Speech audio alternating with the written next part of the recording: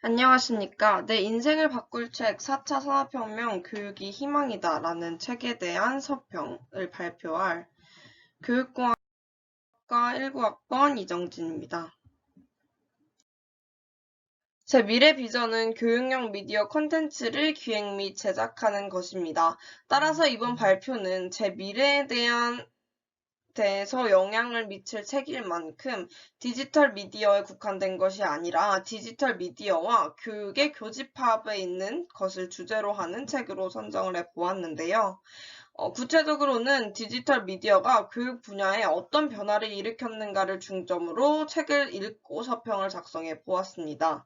원전공이 미디어 커뮤니케이션 학과인 학우분들이 많으실 것 같아서 교육 분야는 조금 생소하실 수 있으리라 생각이 드는데요.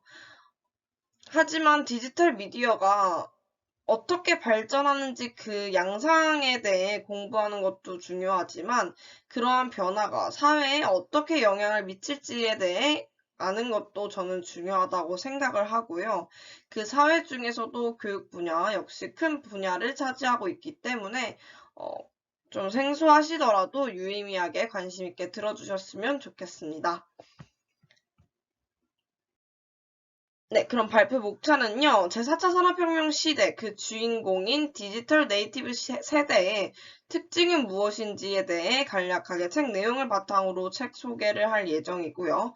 두 번째는 제4차 산업혁명에 따른 디지털 미디어의 발전이 교육 분야에 어떤 영향을 미쳤는지 크게 세 가지의 대표적인 사례로 드릴 예정입니다.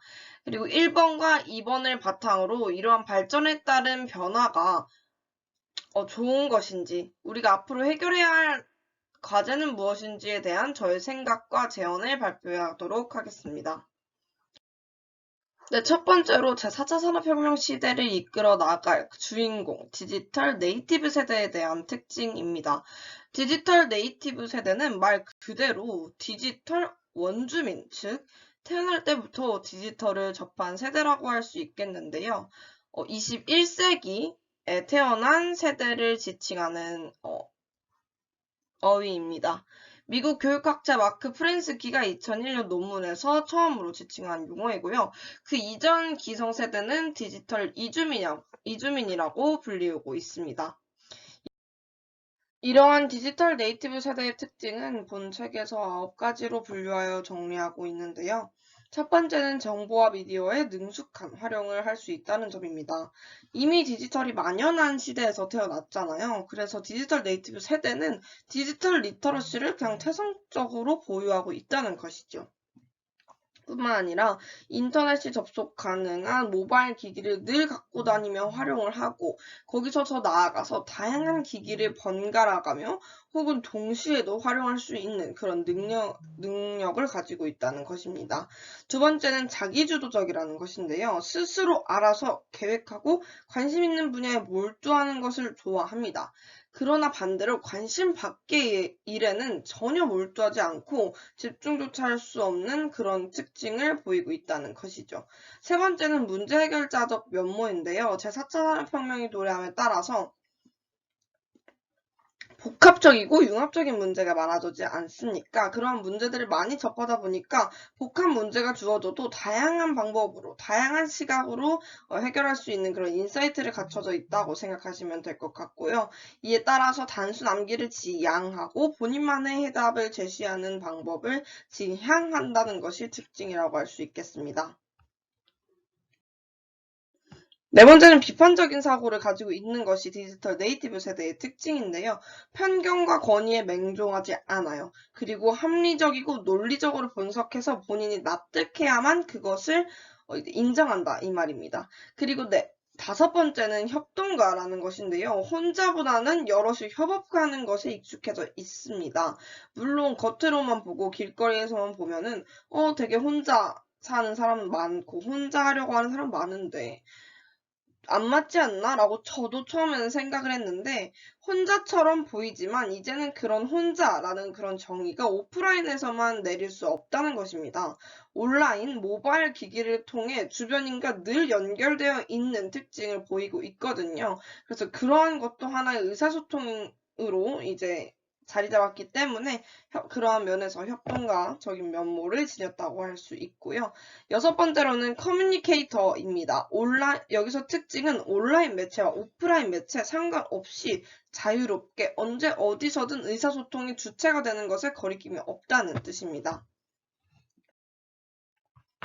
마지막으로 일곱 번째는 마지막이 아니고요. 마지막 페이지입니다. 네, 일곱 번째는 글로벌 감각을 가지고 있다는 것인데요. 전 세계 정보를 언제 어디서든 얻고요. 또 자동 번역을 통해 언어 장벽도 더욱 낮아졌어요. 그래서 세계화의 촉진이 빨라졌고 세계의 문화에 대해서 수용하는데 거리낌이 없다는 뜻이겠죠. 여덟 번째 특징으로는 혁신가라는 것입니다. 새로운 미래를 만들어 나아가는 도전을 회피하지 않고 즐긴다는 것인데요. 여기서 미래라고 하면은 거창하게 새로운 패러다임까지 아니더라도 새로운 문화, 새로운 나만의 무언가를 만들어가는데 거리낌이 없다는 뜻이고요. 마지막은 평생학습자적인 면모를 지니고 있다는 것입니다. 지식과 정보가 급속도로 하루가 다르게 변하는 것을 이미 많이 겪어봤어요. 그리고 거기에 익숙해져 있기 때문에 나는 끊임없이 배워야 한다라는 그러한 생각이 머릿속에 잡혀져 있다는 것입니다. 네, 이렇게 총 9가지의 디지털 네이티브 세대의 특징을 살펴보았고요. 네, 그러면 제4차 산업혁명에 따라서 사람들이 어떻게 변했는지, 세대가 어떻게 변했는지에 대해 정리를 해보았으니까, 그러면 사회는 어떻게 변하는지에 대해서 정리를 해보도록 하겠습니다. 그 사회 중에서도 교육 분야의 변화의 대표적인 사례를 제가 3가지 책에서 가져왔는데요. 첫 번째는 이제 교과서가 디지털화되는 디지털 매체로 변하고 있다는 점입니다. 현재 초등학교 3학년부터 중학교 3학년까지 사회, 과학, 영어, 교과서가 제작 및 보급이 되어 있고요. 스마트 기기, 일반 PC, 노트북 모두 사용이 가능하고 윈도우, 안드로이드, iOS 운영 체제를 지원하고 있습니다. 네, 두 번째 대표적인 변화 사례로는 블록체인 학위 인증 제도라는 것이 있습니다. 블록체인이라는 것은 공공으로 거래하는 장부라는 뜻이에요. 거래에 참여하는 모든 사용자에게 거래 내역을 보여주고 그것을 제조를 합니다. 그러면 거래에 참여한 모든 사용자의 어떤 승인과 확인이 필요하기 때문에 함부로 수정하거나 삭제할 수 없습니다. 따라서 이것을 학위 인증 제도에 반영을 하면은 학위 위조가 방지된다는 뜻이 되겠죠. 그래서 블록체인 기술을 이용해서 누가 어디서 언제 어떤 수업을 듣고 무슨 학위를 받았느냐에 대한 정보를 블록화해서 저장을 하면은 학위 위조를 방지할 수 있다는 말입니다. 예를 들어서 2016년에 미국 매사추세츠 공과 대학은 러닝머신이라는 블록체인 회사와 협약을 맺어서 블록체인 학위 인증 제도를 실시하고 있습니다. 이 외에도 우리나라도 다양한 대학들이 지금 시도하려고 논의 중에 있다고 합니다. 세 번째로의 큰 변화는 인공지능으로부터 배우게 됐다는 것인데요. 대표적인 예로는 인공지능 조교와 인공지능 가정교사가 나타난 것을 말할 수 있겠습니다. 인공지능 조교의 대표적인 사례로서는 2016년 미국에서 조지아 공대에서는 질의응답이나 과제관리 등 학생들의 개인의 관리를 해주는 그런 조교 선생님 역할을 인공지능이 수행했다고 하는데요. 한 학기 동안 수행을 했다고 하는데 학생들은 한 학기가 끝날 때까지 인공지능이었던 걸 모를 정도로 아주 뛰어나게 잘 수행을 했다고 합니다. 이런 어떤 대학교 안에서의 인공지능 활용뿐만 아니라 가정 내에서도 인공지능을 활용할 수 있다는 전망이 나오고 있는데요. 단순히 구글 홈과 같이 어떤 검색 엔진 서비스를 제공하는 것에 벗어나서 학생들 개인의 생활기록부나 성적에 열람이 가능하게 함으로써 종합적 교육 서비스를 제공할 수 있는 것이고요. 어떤 학생 개인의 학습 정보를 체계적으로 관리를 하고 그런 학습 정보를 교사에게 전달함으로써 교사와 학생을 연결을 해주는 어떤 허브의 역할을 할 수도 있다는 전망이 나오고 있습니다. 이와 같이 인공지능 조교와 인공지능 가정 교사 등과 같이 인공지능 선생님을 활용을 하면 교육의 개인화가 촉진화되고 개인별의 학습 효과가 상승한다는 그런 장점이 있습니다. 그럼 이러한 디지털 미디어의 발전에 따라서 교육의 변화가 이루어진 것을 여태까지 대표적인 사례 세 가지를 살펴보았는데요. 그 변화에 대한 저의 생각 그리고 제언 말씀드리도록 하겠습니다. 첫 번째는 교과서의 디지털화에 대한 저의 제언입니다. 이 책에서는 우리나라 교과서도 앞으로 디지털화가 되고 있으면서 좋은 방향으로 나아가고 있다라는 말을 하고 있는데요. 저는 여기서 과연 의문이 이런 디지털 교과서가 디지털 네이티브 세대의 특징을 반영하고 있는가에 대한 의문이 들었습니다. 앞서 챕터 1에서 살펴본 디지털 네이티브 세대의 특징을 살펴보면 모바일 기기에 굉장히 익숙해요. 그리고 디지털 환경에 굉장히 익숙하단 말이죠. 근데 여전히 디지털 교과서는 그냥 종이책을 그대로 옮겨놓은 인터페이스와 그리드를 활용하고 있습니다. 뿐만 아니라 어떤 디지털 네이티브 세대는 멀티태스킹에 익숙해져 있단 말이에요. 그래서 다양한 스마트 기기를 돌려 사용하는 것에 익숙해져 있는데 지금 디지털 교과서는 어떤 비율의 디스플레이를 활용하든 이 똑같은 제가 지금 PPT 화면에 또한 띄워놓은 이 똑같은 화면이 나타나게 됩니다. 이걸 핸드폰으로 본다고 생각하시면 정말 굉장히 불편하실 거라는 생각이 드는데요. 그래서 그냥 단순히 교과서를 디지털화했다 해서 끝나는 것이 아니라 이것을 사용하게 될 4차 산업혁명에 익숙한 디지털 네이티브 세대의 특징을 반영을 해서 어떤 이런 교육 매체를 조금 더 그 특징에 반영한 방향으로 발전시켜야 되지 않냐라는 것이 저의 생각이고요. 제가 어떤 교육용 미디어 콘텐츠를 개발하는 꿈을 가진 사람으로서 저 역시 이에 대해 고민해야 할 저의 미래 과제라고 생각을 합니다. 두 번째와 세 번째는 블록체인 학위 인증 제도와 인공지능 선생님에 대한 저의 제안과 의견인데요. 블록체인 학위 인증 제도는 저는 어떤 디지털 미디어의 변화를 굉장히 잘 적용한 사례라고 생각을 합니다. 그런데 약간 학위 인증 제도의 본질에 조금 더 다가갈 수 있는 디지털 미디어를 연구를 하고 그걸 적용하면 어떨까라는 생각을 해보았는데요.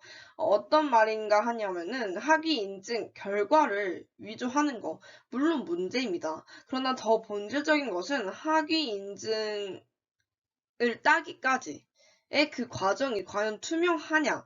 는 것입니다. 그 과정 역시 투명하게 공정성 있게 평가할 수 있는 그런 디지털 미디어가 개발이 되어서 잘 적용을 했으면 좋겠다는 것이 저의 제언이자 저 역시도 관련 분야에서 공부하는 사람으로서 고민해 봐야 할 그런 점이라고 생각합니다.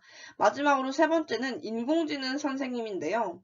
인공지능 선생님에서 제가 드리고 싶은 의견은 항상 저희는 인공지능이나 발전된 디지털 미디어를 활용을 할 때 무조건적으로 좋다고 적용하면 안 된다고 생각을 합니다. 이러한 저의 생각은 교육 분야에서도 마찬가지라고 생각을 하는데요. 인공지능의 딥러닝 시스템이 필요한 분야가 있고 인간으로서 할 수 있는 분야가 있는데 이것을 명확하게 구분하고 효율적으로 활용할 수 있어야 그 인공지능의 어떤 효과가 제대로 나온다고 생각을 합니다. 따라서 이런 인공지능 교사, 인공지능 조교, 가정교사 같은 것을 활용을 할 때는 인공지능 시스템이 필요한 분야가 뭔지, 인간이 필요한 분야가 뭔지를 명확하게 구분을 하고 그에 맞는 어떤 조치를 취할 필요가 있다라는 것이 저의 생각이고요. 더 나아가서 현존하는 어떤 인공지능에 대해 분석을 할 뿐만 아니라 앞으로 발전하게 될 그런 전망에 대해서도 미리 알고, 왜냐면 워낙 발빠르게 정보사회가 변하고 있기 때문에 앞으로 디지털 미디어가 어떻게 발전될지를 미리 예측하고 파악한 후에 그 역할에 어울리는 분야, 그 디지털 미디어에 어울리는 역할, 을 제대로 명확하게 명시를 하고 유연하게 혼용할 줄 알아야 보다 좀 슬기롭게 인공지능을 활용할 수 있지 않을까 이런 생각이 듭니다. 네, 그럼 제 발표는 여기서 마치도록 하겠습니다. 발표 들어주셔서 감사합니다.